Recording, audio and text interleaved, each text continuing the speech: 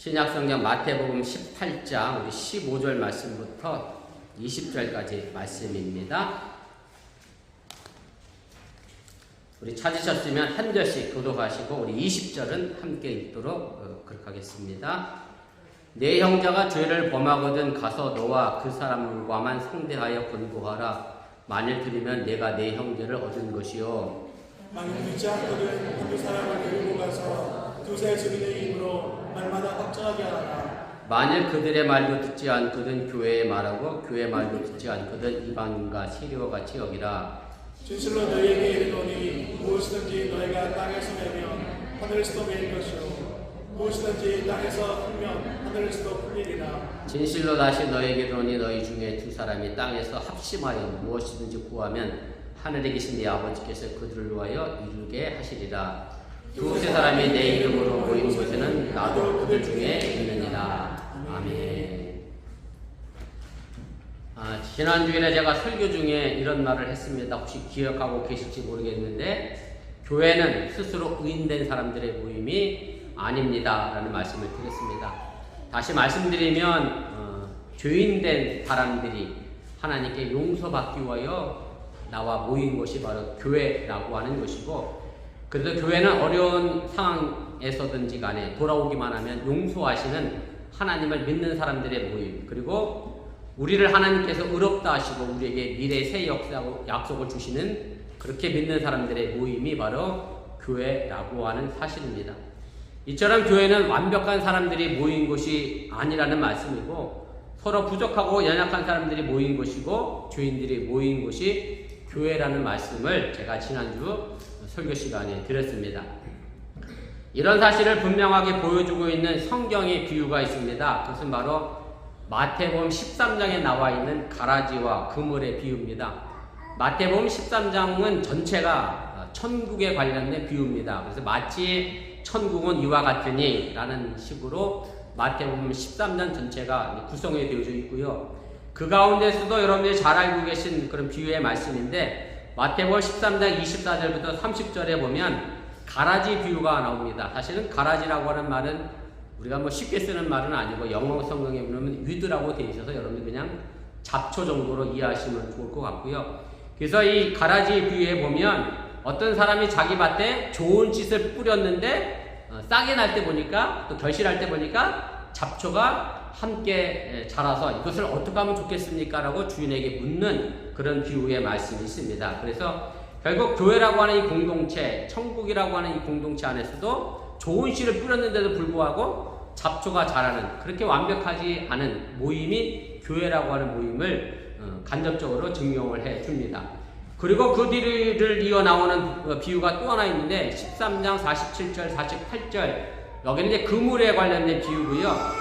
이 내용은 짧으니까 우리가 좀 함께 읽어보도록 하겠습니다. 화면에 있는데 읽겠습니다. 또 천국은 마치 바다에 치고 각종 물고기를 모으는 그물과 같으니 그물에 가득함에 물가로 끌어내고 앉아서 좋은 것은 그릇에 담고 못된 것은 내버리느니라. 천국은 마치 바다에 던지는 그물이다. 그물을 던졌는데 좋은 고기만 잡히지 않고 못된 고기가 잡혔다. 그래서 못된 고기는 내버리는 것이 천국이고 교회의 모습임을 이야기를 하게 됩니다. 그래서 이 두 비유를 통해서 마태복음 저자가 말하고 싶은 것은 뭐냐면 지상에 존재하는 교회라고 하는 것은 순수한 의인의 모임이 아니라는 것을 현실적으로 분명하게 보여주고 있다, 그렇게 말할 수가 있습니다. 좀 더 솔직히 말씀드리면 그런 비유 말고 이 자리에 있는 저나 여러분들을 좀 생각해 보면 교회가 어떤 공동체인지 우리가 인정할 수밖에 없는 그런 상황임을 우리가 인식하게 됩니다. 그리고 오늘 본문에서 말하고 있는 문제는 교회 안에서 형제가 내게 죄를 지었을 때에 그럼 그 죄 지은 부분에 관하여 어떻게 해결하는 게 좋겠느냐라고 하는 말씀의 부분입니다. 마땅히 못된 것이 있고 잡초가 자라는 상황이니 교회 안에서 형제가 형제 간에 성도가 성도 간에 죄를 짓고 그 죄로 인하여 피해를 입는 사람들이 생겨날 수밖에 없다는 그런 말씀입니다. 그래서 오늘 본문의 시작이 이렇게 됩니다. 내 형제가 죄를 범하거든 이렇게 되어 있는데요. 사실은 이 부분은 우리가 좀 생각해 볼 필요가 있는데 무슨 얘기냐면 한글 성경에는 기록되어져 있지 않습니다만은 여러분들의 성경을 가지고 계시면 각주 6번에 또 달려있어서 아래로 되어 있는 내용으로 어떤 사본에는 내게 죄를 이라는 단어가 있다. 성경에는 그렇게 되어 있습니다. 그래서 히라보 원문에 보면 어떤 단어가 들어가 있느냐면 이런 단어가 들어 있습니다. 에이스세라는 단어인데요. 너에게라는 단어가 들어 있습니다. 그래서 이 부분을 좀 더 명확히 번역하면 이렇게 됩니다. 내 형제가 너에게 죄를 범하거든, 이렇게 번역할 수가 있습니다. 그리고 실제로 표준 세번역에서도 이렇게 번역이 되어 있습니다. 또 영어 성경 NIV에서도 보면 against you를 써서 원문에 충실하게 번역을 했습니다. 제가 표준 세번역도 써드렸는데 보시면 신도가 너에게 죄를 짓거든, 이렇게 되어 있어요. 그래서 우리 개역개정 성경에는 형제로 되어 있는데 표준 세번역에는 신도, 성도라고 표현해서 이것이 세상 밖에 있는 사람이 나에게 죄를 진 게 아니라 교회 안에 있는 믿음의 형제가, 성도 간에 죄를 짓고 그 죄로 인하여 피해를 입은 사람들이 생겨났다라고 하는 것을 이제 이야기를 하게 됩니다. 그리고 이와 더불어서 우리가 생각해 볼 내용이 있습니다. 그래서 바로 본문 17절에 있는 말씀인데 앞에 화면에 있습니다. 제가 일부러 영어 성경과 비교해서 밑줄도 그어드렸는데 그 차이를 좀 보시면 좋겠습니다. 만일 그들의 말도 듣지 않거든 교회의 말하고 교회의 말도 듣지 않거든 이방인과 세례와 같이 여기라, 이렇게 되어 있거든요. 여기서도 이제 번역의 문제를 이제 발견하게 됩니다. 무슨 말씀인가 하면 히라보 사본에는 우리말 성경에는 나와 있지 않는 단어가 하나 더 들어 있습니다. 그 단어가 바로 치고되어 있는 것과 똑같이 너에게라고 하는 수소이라는 단어가 하나 더 들어 있습니다.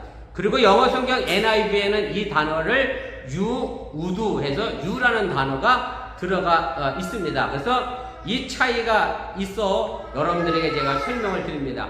그런데 이 너에게 있어서가 굉장히 중요하기 때문에 제가 여러분들에게 굳이 사본을 들어가면서 영어 성경을 들어가면서 설명을 하는 겁니다. 이 너에게라는 단어가 있느냐 없느냐에 따라 이 성경 말씀의 차이가 크게 달라질 수밖에 없기 때문에 그렇습니다.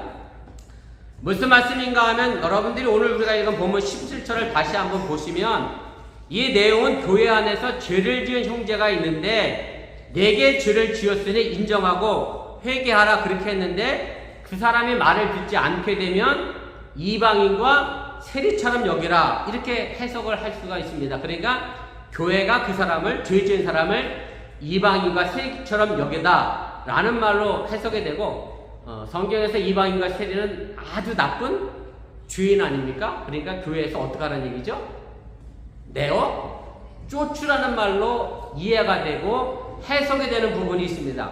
그런데 여기에 너에게라는 단어가 들어가게 되면 어떻게 해석이 되느냐면 교회 공동체에서 쫓아내는 말이 아니라 내가 그 죄를 지은 사람에 대하여 이방인과 세리처럼 여기라고 하는 거예요.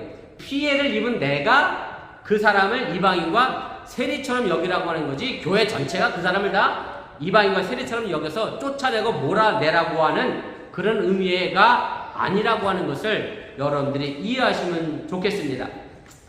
아무튼 오늘 본문의 말씀은 교회 안에서 죄를 지은 어느 한 사람의 문제를 다루고 있는 것이고, 사람이 모인 곳에는 그것이 설령 교회라 할지라도 서로에게 상처를 주고 서로에게 상처를 받고 하는 가운데 죄를 짓기도 한다는 그런 말씀입니다. 제가 언젠가 들었던 말씀인데, 제가 감리교 신학대학을 입학했을 때 저는 모두가 다 저처럼 천사가 신학교로 오는 줄 알고 내 말이 틀리지 않는다니까요. 저는 신학교니까 천국인 줄 알았는데 천국이 아니더라고요. 제가 일부 예배 때 이 말씀을 드렸더니 일부 예배 오신 선생님들은 역시 목사님 말이 맞아, 가만히 계셔서 제가 그랬어. 2부 때 제가 이 말씀 하잖아요. 그럼 분명히 2부 성도님들은 웃을 거예요. 역시 주일학교 교사들은 다릅니다. 제가 천사 아니에요? 저는 신학교가 진짜 천국인 줄 알았다니까, 저처럼 천사들만 가서. 네, 신학교도 일반 대학과 다르지 않음을 제가 경험했다는 그런 말씀을 이미 드렸습니다. 그런데 이렇게 죄를 지은 사람 때문에 그 누군가가 피해를 입게 되는 상황이 교회에서 생겨나게 됩니다. 물론 죄를 지은 사람이 먼저 내가 이런 죄를 졌다, 미안하다, 그래서 나를 좀 용서해달라. 그렇게 회개하고 돌이키고 인정하고 용서를 구하면 문제가 복잡해지지 않고, 그러면 사실 오늘 본문의 말씀이 굳이 여기에 기록된 이유가 없습니다. 이렇지 않기 때문에 오늘 본문의 말씀이 여기 기록됐다라고 하는 것이고, 본문처럼 죄를 지은 성도가 죄를 인정하지 않는 데에 그 문제의 초점이 있다는 말씀입니다. 바로 이런 경우에 그럼 예수님은 우리에게 어떻게 했으면 좋겠느냐라고 해결책을 제시해 주고 있는 것이 오늘 본문의 말씀인데, 그 첫 번째 단계가 무엇이냐면 조금 이해가 되지 않는 그런 부분인데, 이렇게 되어 있습니다. 제가 본문 15절 말씀인데 제가 다시 한번 표준세 번역으로 읽어드리겠습니다. 신도가 너에게 죄를 짓거든 가서 단둘이 있는 자리에서 그에게 충고하여라. 그가 내 말을 들으면 내가 그 신도를 얻은 것이다. 이렇게 돼 있어요. 근데 왜 이게 이해가 안 되느냐면, 아니 잘못은 저기가 있으면 저 사람이 와서 내게 뭘 해야죠? 용서를 구하거나 잘못했다고 해야지, 굳이 피해를 입은 내가 피해를 입힌 그 사람을 찾아가서 야, 너 이런 죄를 나한테 졌어. 그러니 이거 나한테 인정하고 용서를 구해. 그럼 내가 용서해 줄게. 이래야 할 필요가 어디 있느냐라고 하는 겁니다. 아마 여러분들이 그래 본 적 있으세요? 한 번도 없죠. 신랑한테도 안 그래봤죠. 아내한테도 안 그래봤죠. 당신 이런 죄 나한테 졌어. 그러니까 나한테 용서를 구해. 사실 이러기가 결국 쉽지가 않습니다. 이러다 보니까 우리가 여기서 실수를 합니다. 무슨 실수를 하느냐면, 내게 피해를 입은 사람에게 찾아가서 말을 못하고 나랑 코드가 같은 사람들에게 가서 먼저 이런 얘기를 하죠. 야, 이 사람이 나한테 이런 잘못을 했어. 그래서 결국 그게 뭐가 됐냐면 뒷담화가 돼서, 뒷담화입니다. 이게 나쁜 말은 아니에요. 뒤에서 말하는 얘기, 뒷담화가 돼서 돌아가게 되면 결국 큰 분쟁이 생기는 실수를 우리가 하게 되는데, 그런데 예수님은 이런 문제가 생겼을 때 네가 직접 찾아가서 그 잘못에 대해서 지적해주고 그것에 대해서 용서를 구하라고 얘기해주고, 그것을 그러면 내가 용서해주겠다라는 말로 예수님을 이야기하면서 그렇게 말씀하고 있다라고 하는 얘기입니다. 그런데 이것이 그 사람이 이렇게 해서 하는 사람도 물론 힘듭니다만은 그 충고를 듣고 회개하는 사람도 참 쉽지는 않습니다. 그러다 보니 두 번째에 예수님이 이런 말씀을 해 주시게 됩니다. 16절 말씀인데 같이 읽겠습니다. 만일 듣지 않거든 한두 사람을 데리고 가서 두세 증인의 입으로 말마다 확증하게 하라. 우리가 이 말씀을 15절 말씀과 비교해서 좀 본다고 하면, 우리 자신에게 죄를 지은 사람에 대하여 자신이 판단이 주관적으로 이 사람이 분명 나한테 죄를 졌어. 그러니 내가 가서 따져야 돼. 라고 가서 따졌다라고 하면 16절에 있는 말씀은 주관적인 문제가 아니라 객관적으로 나만 그렇게 느낀 게 아니라 또 다른 한 사람을 데리고 가서 이 사람도 그게 잘못된 거래 라고 인정시켜주면서 그 잘못을 회개케 하기 위하여 한두 사람을 데리고 가라고 이야기하면서 객관적으로 분명하게 확인하라고 하는 그런 말씀으로 주어지게 됩니다. 그런데 이 16절에도 이해할 수 없는 문장이 하나 들어있습니다. 죄를 지은 사람에게 한두 사람을 데리고 갔는데 증인은 몇 사람이 되어버렸어요? 두세 사람이 되어버렸어요. 여러분들이 이 성경 읽을 때마다 아마 무심코 지나갔을 이야기인데, 그러니까 생각지도 않은 한 사람이 더 늘어난 상황이 오늘 본문의 말씀의 내용이라고 하는 얘기입니다. 그래서 여기에 교회는 누구의 이름으로 모인 것인지 그 목적을 분명하게 알려주는 내용이 담겨져 있습니다. 한 사람을 데리고 갔더니 증인이 2명이 됐고요. 두 사람을 데리고 갔더니 증인이 몇 명이 됐어요? 3사람이 돼버렸어요. 그럼 눈에 보이지 않는 그 한 사람은 누구겠느냐? 라고 하는 것이 마태복음 공동체가 주는 우리의 교훈의 말씀입니다. 그 한 명은 누구겠어요? 그럼 예수님이 우리와 함께 그 자리에 참여하여 증인이 되어주신다라고 하는 얘기고, 교회는 바로 예수님의 이름을 부르기 위하여 모인 곳이기 때문에 마땅히 여러분들이, 그리고 이 교회가 예수님이 함께 하실 것이라고 하는 뜻이 담겨져 있는 그런 본문의 말씀이고 문장이라고 하는 얘기입니다.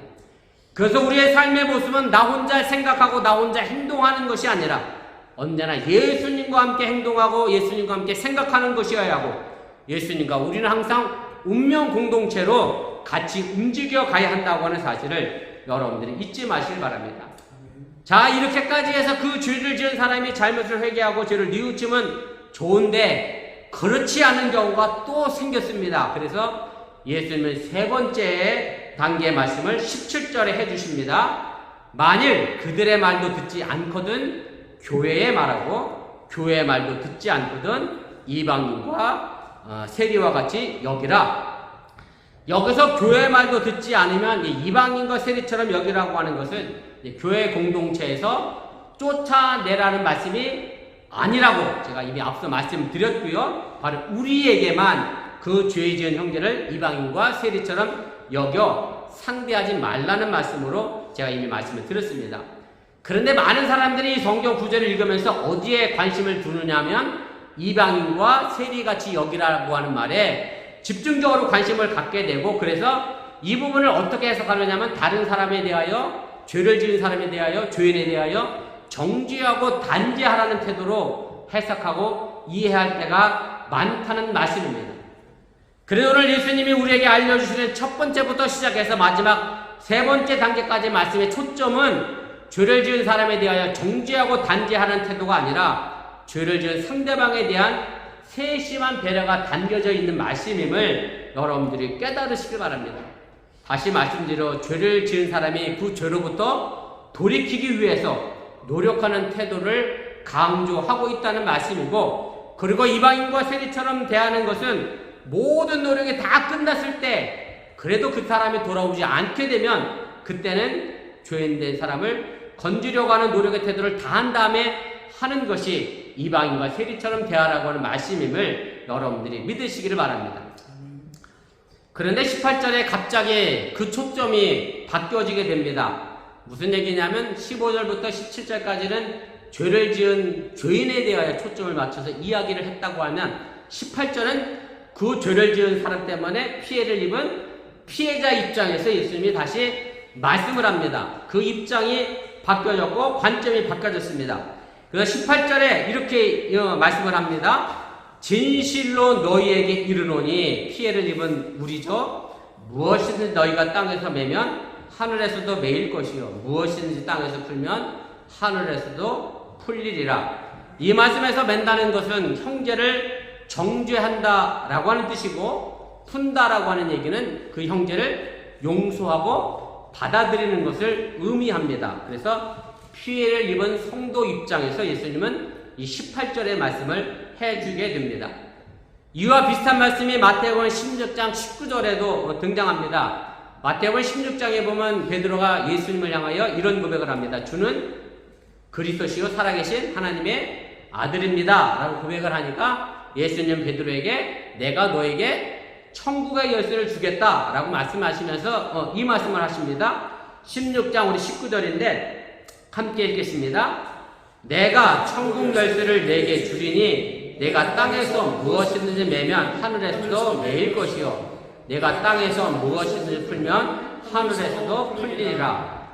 베드로에게 천국 열쇠를 주시고 교회가 메어버리면, 문을 잠가버리면 하늘에서도 문을 잠글 거고, 천국 열쇠를 가지고 있는 교회가 문을 열면 하늘에서도 열어주실 것이다.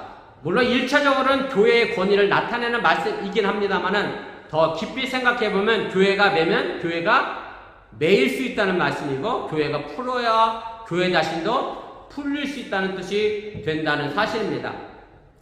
다시 말씀드리면 교회가 세상이나 사람에 대하여 정죄를 하게 되면 교회도 스스로 세상이나 사람들에 의하여 어떻게 돼요? 매일 수밖에 없는, 정죄받을 수밖에 없는 상황이 된다라고 하는 얘기고, 이것은 온 사람을 구원하는 데 목적이 있는 교회가 가져야 할 태도가 결단코 아님을 여러분들이 믿으시기를 바랍니다. 바로 이런 교회에 대한 내용을 개인적으로 옮겨온 것이 오늘 본문 18절에 있는 말씀입니다. 이런 개인적인 매임과 풀림의 경우는 여러분들이 이미 많이 겪어보셔서 잘 압니다만은 우리 결혼 생활을 보면 너무나 분명하게 잘 드러나게 됩니다. 무슨 말씀인가 하면 어떤 사람은 결혼이라 하지 않고 우리 교회는 없습니다. 결박이라고 하는 사람이 있습니다. 매여있는 삶이라는 말인데, 그래서 영어에서도 우리 조영희 집사님이 미국에 오래 계셨으니까. 결혼을 나타내는 또 다른 단어가 하나 있는데요. 메리 말고. 예. 예, 시치라는 단어가 있습니다. 여러분 영어사전 찾아보시면 이렇게 돼 있어요. 첫째가 수레에 나귀가 메어 있다. 그리고 쭉쭉쭉 하고 3번에 가면 결혼하다. 이렇게 돼 있어요. 그래서 메어 있는 게 뭐예요? 결혼입니다. 자, 여러분 다 메어 계셔. 자, 그래서 결혼 생활이 사실 가족과 가정에게 메어 있는 삶이라고 하는 얘기. 물론 시치라는 영어다의 원래 의미는 짐승을 수레에 맨다는 그런 뜻인데, 결혼 생활이 물론 행복해서 하는데 어찌 살다 보니까 메어져 있는 삶이 되어가는 것이 사실인데, 여러분 메어 있지 마시고. 근데 이게 메어 있다라는 생각을 하게 되면 손익계산을 하게 돼요. 회계 용어이긴 합니다만 사람들이 자꾸 대차대조표를 만들어요. 대차대조표를 만들어 갖고서 내가 우리 신랑한테 이렇게 했는데 우리 신랑은 나한테 이렇게 안 했네? 이렇게 표를 막 만들어 가죠. 또 우리 신랑도 나한테 이렇게 표를 만들어 가갖고서 서로 누가 이익인지 누가 손해인지 막 따지게 돼요. 따지는 것까지는 좋아. 근데 그러다가 갑자기 그게 폭발이 돼서 내가 너무 손해 본 것 같아. 그러면 뭐가 되죠? 부부 싸움이 되게 됩니다. 그래서 서로 우리 집은 그래요. 여러분들이 가정은 난 몰라. 난 여러분들 어떻게 사는지. 우리 집은 그럽니다. 서로 말을 안 하고 버팁니다. 그래, 어디 누가 이기나 보자. 서로 말을 안 하고 버텨요. 그러면 서로 마음이 아주 행복해집니다. 그러시던가요? 서로 말을 안 하면 아주 마음이 불편해집니다. 그러면서 속으로는 이렇게 생각해야죠. 저 인간이 나한테 먼저 잘못했다 그러면 이건 주로 누가 생각하는 거죠? 여자분들이 생각하는 거고, 우리 남자들은 이렇게 생각해요. 우리 사랑하는 아내가 나한테 먼저 얘기하면 참 좋을 텐데, 우리 남자는 그렇게 생각합니다. 아무튼 저 사람이 먼저 나한테 말을 걸면 내가 용서가 받아줄 텐데 서로 매고 있어요. 그러면 서로 상대방을 매어 마음이 불편하게 됩니다. 매어 놓으면 절대 풀리지가 않습니다. 남을 비난하면 결국 나 자신을 매이게 만드는 것이고 우리 마음이 결코 시원하지 않게 됩니다. 그래서 결국 풀어야 합니다. 어느 쪽이든 간에 먼저 푸는 사람이 있어야 상대방도 풀어지게 됩니다. 내가 풀지 않으면 결코 풀리지 않게 되고, 내가 풀면 상대방도 풀어지게 되고 서로의 마음이 편안해진다는 사실입니다. 매만 매이고 풀면 풀리는 것이 만구의 진리입니다. 사람들이 모두 사랑받기를 원합니다. 그런데 사랑은 간단합니다. 내가 받을 수 있는 방법이 뭐냐면 내가 사랑하면 됩니다. 사랑하면 사랑받게 되는 것 또한 만구의 진리임을 여러분들이 믿으시기를 바랍니다. 이렇게 풀리게 되면 우리는 하나가 될 수 있습니다. 풀리지 않으면 결단코 한마음으로 기도할 수가 없습니다. 부부가 서로 간에 풀리지 않으면 남편과 아내의 기도가 서로 다를 수밖에 없습니다. 그래서 매어 있으면 서로 따른 말 그대로 동상이몽의 기도를 할 수밖에 없다라고 하는 얘기고, 그래서 풀리게 될 때 우리는 하나의 기도를 하나님께 들을 수 있게 됩니다. 그래서 예수님 19절에 서로 풀리어 하나 되어 기도하는 기도의 힘을 우리에게 말씀해 주고 계십니다. 진실로 다시 너희에게 이르노니 너희 중에 두 사람이 땅에서 합심하여 무엇이든지 구하면 하늘에 계신 내 아버지께서 그를 위하여 이루게 하시리라. 합심한다고 하는 것은 서로 마음을 풀어 하나 된다는 마음입니다. 한 마음이 될 때 우리가 함께 기도할 수 있고, 그렇게 되면 하나님은 우리의 기도를 들어주신다라고 하는 얘기입니다. 그런데 한 마음이 되는 것이 생각보다 그렇게 어렵지는 않습니다. 요즘은 잘 안 맞을 수도 있는데 저희 때는 그랬습니다. 제가 일부 예배 때도 여쭤봤더니 시집살이 하신 분이 한 분도 안 계시더라고요. 이해 못하실 수도 있다 생각이 됐습니다. 우리 안지사님은 시집살이 경험이 있으셔서 잘 아실 거고, 저희 부부도 그랬습니다. 저희 집사람이 우리가 목회 나가면 부모님을 모실 수 없으니 목회 나가기 전까지 본인이 자취해서 시집살이한 바보 같은 천사 같은 우리 아내인데 참 보기 드문 여자입니다. 그 옛날 집에 말입니다. 그 옛날 집이 뭐 방음이 잘 됐겠습니까? 우리 집 아버지가 목회하던 교회 사택에 조그만 집에 아버지가 쓰던 안방을 우리에게 내주시고 아버지가 서재로 쓰던 방을 본인들이 가셨어. 우리가 안방을 차지하고 모셨는데 미국 집도 그렇잖아요. 여러분들 벽 다 속고보도 가운데 뻥 뚫려갖고 다들 있듯이 그 집이 그래요. 하루 붙어 있으니 뭐 쪼꼬니만 집에 조그만 소리가 높여도 저 옆방으로 다 들려요. 뭐 우리라고 뭐 안 싸웠겠어요. 뭐 사랑으로만 똘똘 뭉쳐서 맨날 얼굴 보면 해피 보이고 살았겠어요? 아니잖아. 우리도 뭐 다 그러다가 옆에서 이러기만 하면 안지사님 그럼 어떻게 해야 돼? 어른이 그럼 어떻게 해야 돼요? 안지사님 조용해야지. 신랑이고 뭐고 아니 조용해야 돼. 어른이 계시면 부부싸움도 맘대로. 요즘은 어른이 있어도 하실 건 다 할 것 같긴 해. 그래서 제 때가 라떼라고 그랬어요. 그래서 사실은 어른이 계시면 한마음 되기가 훨씬 더 수월할 수 있습니다. 제가 무슨 말씀을 드리려고 하면 우리 신앙인은 당연히 어른이 있습니다. 그 어른은 누구시냐면 바로 하나님입니다. 그래서 우리는 하나님을 중심으로 하나 되어줘야 하고 하나님이 항상 우리와 함께 있음에 우리가 그 하나님 중심으로 마음을 같이하여 기도해야 한다라고 하는 얘기입니다. 사도 바울이 제일 많이 쓰는 말이 그리스도 안에서입니다. 영어로 얘기하면 in Christ인데 영어 성경에도 굉장히 in이라는 단어가 강조가 되어져 있습니다. 결국 예수 그리스도 안에 있으면 우리는 하나 될 수 있다고 하는 얘기고 그러면 한 마음으로 함께 기도할 수 있다. 그러면 하나님은 분명히 그 기도를 들어주시겠다 선언을 하고 계심을 여러분들이 믿으시기 바랍니다. 그리고 마지막 결론으로 이렇게 결론을 내려주셨습니다. 본문 20절입니다. 두세 사람이 내 이름으로 모인 곳에는 나도 그들 중에 있느니라. 예수님의 이름을 부르는 교회 공동체는 당연히 예수님과 함께하는 것이 맞습니다. 그리고 예수님이 지금 우리와 함께하고 계심을 믿으시기를 바랍니다. 예수님이 함께하심은 마태복음 전체 주제 중에 아주 중요한 주제 중에 하나입니다. 마태복음 시작과 중간 그리고 마태복음 제일 마지막 장 마지막 절에 이 함께하심이 나타납니다. 마태복음 1장 23절 말씀인데 잘 알고 계신 말씀입니다. 보라 처녀가 잉태의 아들을 낳을 것이요 그 이름은 임마누엘이라 하리라 하셨으니 이를 번역한즉 하나님이 우리와 함께 계시다 함이라. 마태복음 28장 20절입니다. 내가 너희에게 분부한 모든 것을 가르쳐 지키게 하라. 볼지어다 내가 세상 끝날까지 너희와 항상 함께 있으리라 하시니라. 우리가 서로 매어 있으면 그곳에는 주님이 함께 하시지 못합니다. 우리가 서로 풀려 있어야 그 공동체에 주님이 함께 계신다는 말씀입니다.